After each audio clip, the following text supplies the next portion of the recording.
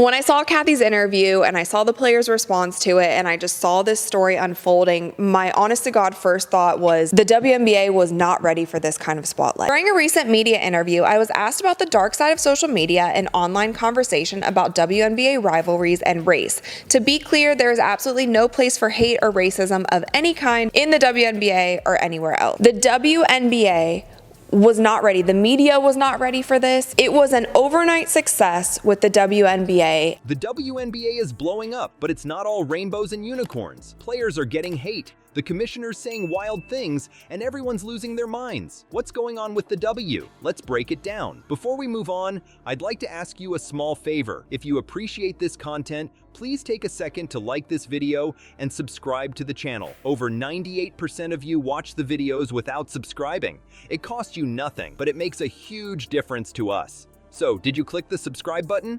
Great, thank you so much. Now, back to the video. Imagine this. The league's popularity is skyrocketing. More fans, more coverage, more everything. But with all that attention comes drama. You won't believe the chaos that's unfolding both on and off the court. It's like the WNBA suddenly became the hottest reality show and nobody saw it coming. Here's the thing. The W is at a turning point. The decisions made now could make or break the league's future. The WNBA Commissioner Kathy Engelbert is under fire this week for an interview that she did on CNBC. But now it seems on some social media channels to have taken a darker turn, a more menacing turn, where race has been introduced into the conversation, where sexuality is sometimes introduced into the conversation. How do you try and stay ahead of that? It is a little that Bird Magic moment, if you recall, from 1979 when those two rookies came in from a big college rivalry, one white, one black. And so we have that moment with these two. But the one thing I know about sports, you need rivalry. That's what makes people watch. Uncharitable things. Well, the one thing that's great about the league right now, we do sit at this intersection of culture and sport and fashion and music. Like the WNBA players are really looked at now as kind of cultural icons. True. And when you have that, you have a lot of attention on you. There's no more apathy. Everybody cares.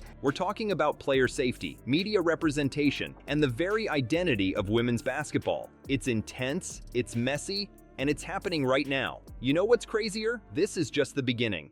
Let's dive into the madness and see what's really going on in the WNBA. Just when you thought things couldn't get more intense, the WNBA's commissioner stepped into the spotlight. Her comments set off a firestorm that's rocking the league to its core. What did she say that has players, fans, and even the Players Association up in arms? It all started with a CNBC interview.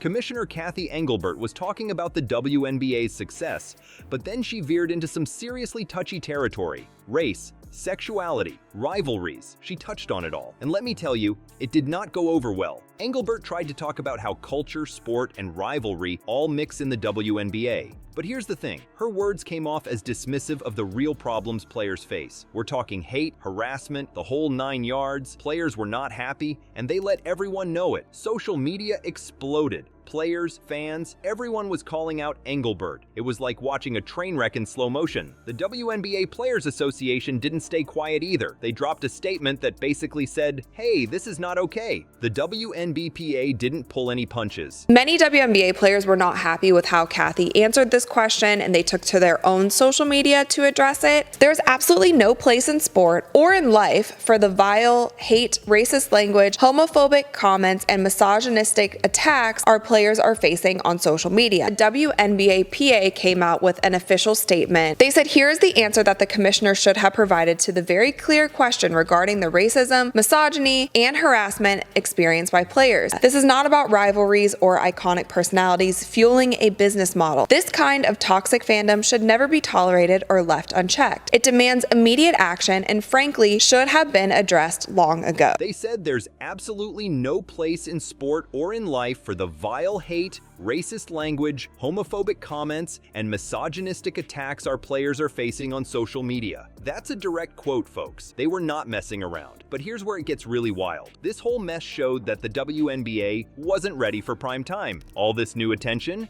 they're struggling to handle it. It's like they got thrown into the deep end without water wings. Tara Sullivan, who's been covering the W forever, pointed out that these controversies show the league wasn't prepared for all this scrutiny. It's like they're learning to swim while trying to win an Olympic medal. And it's not just the league that's struggling. The media covering the WNBA, they're having a hard time too. A lot of them don't really get the league's history or the issues players deal with. It's like they're trying to solve a puzzle without all the pieces. The scariest part? Player safety. Engelbert's comments didn't really address the threats and harassment players face. People are calling for better protection, but it's not clear if the league knows how to provide it. This whole situation is like a perfect storm. The league's getting more popular, which is great, but with that comes more eyes, more opinions, and more pressure. And right now, it looks like the WNBA is struggling to keep up. Hold up, you think the WNBA was struggling before? Wait till you hear about the Caitlin Clark effect. This phenom's arrival is shaking things up in ways nobody saw coming. But here's the real question. Is the league ready for what's about to hit? Caitlin Clark burst onto the WNBA scene like a supernova,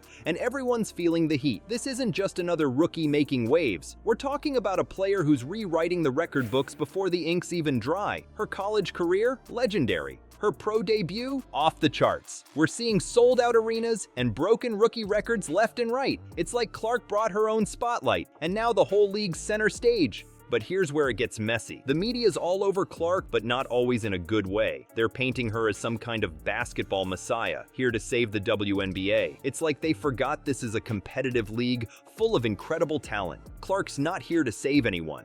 She's here to ball out and win games. You know what's wild? Clark's feeling the pressure big time. She straight up said, "It's like everybody's always watching your every move." Can you imagine trying to play your best game when you feel like there's a microscope on you 24/7? That's some serious mental gymnastics right there. And it's not just Clark. This whole situation is exposing some ugly truths about how the media covers women's sports. We're seeing double standards all over the place. The kind of scrutiny Clark's under? You don't see that in men's sports. It's like the media doesn't know how to handle a female athlete who's not just good, but dominant. But wait, it gets even crazier. All this buzz around Clark is stirring up conversations about race in the WNBA. Some folks are noticing that the media treats Clark differently than other players in the league. It's uncomfortable, it's complicated, and it's forcing everyone to take a hard look at how we talk about women's basketball. Here's the thing, Clark's popularity is a double-edged sword for the WNBA. On one hand, she's bringing in fans, media attention, and excitement like never before. On the other hand, she's exposing just how unprepared the league and the media are for this level of spotlight. It's like they've been playing in a local gym, and suddenly they're on the main stage at Madison Square Garden. Despite all the chaos, Clark's keeping her cool. She said, "I wouldn't change anything for the world." That's some serious mental toughness right there.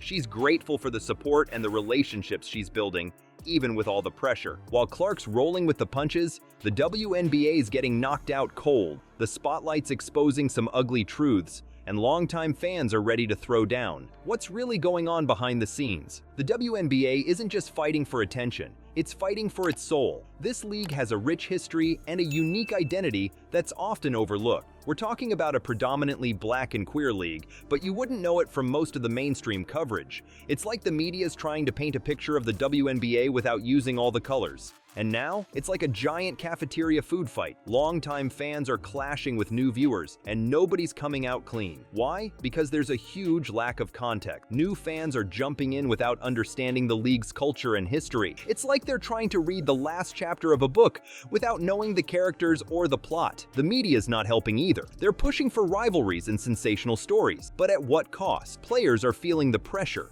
And it's not just about their performance on the court. We're seeing real concerns about player safety and well-being. The league's getting more attention than ever, but it feels like nobody prepared for the spotlight. You know what's wild? The WNBA Players Association is calling for better reporting. They're saying, hey, we need coverage that actually gets us. It's not just about box scores and highlights. These players want the media to understand the league's unique identity and the challenges they face. But here's where it gets complicated. The league's trying to grow, but at the same time, they're struggling to hold on to what makes the WNBA special. It's like they're trying to attract new fans without alienating the ones who've been there from the start. And let me tell you, it's not going well. Tara Sullivan, who knows her stuff when it comes to the W, is saying the league just isn't ready for all this scrutiny. It's like they've been playing pickup games and suddenly they're in the NBA final. The pressure's on and cracks are starting to show. And it's not just about the games. The WNBA has always been about more than just basketball. It's been a space for social justice, for LGBTQ+ representation, for pushing boundaries. But now, some fans are worried that all of that is getting lost in the noise. The players are feeling it too. They're trying to navigate this new world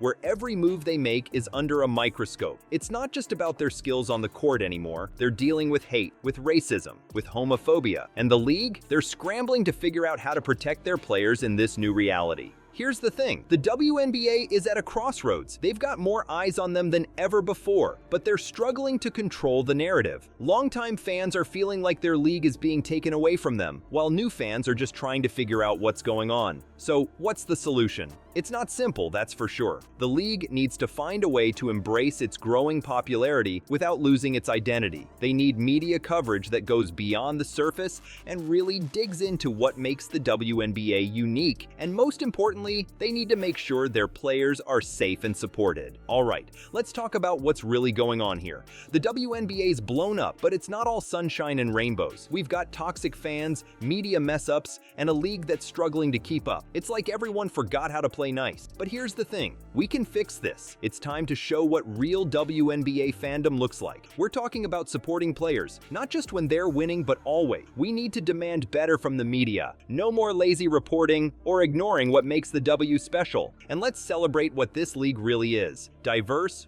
bold, and game-changing. The WNBA's future, it's in our hands. Fans and players, we're in this together. It's time to step up and show the world what women's basketball is all about. Are you ready?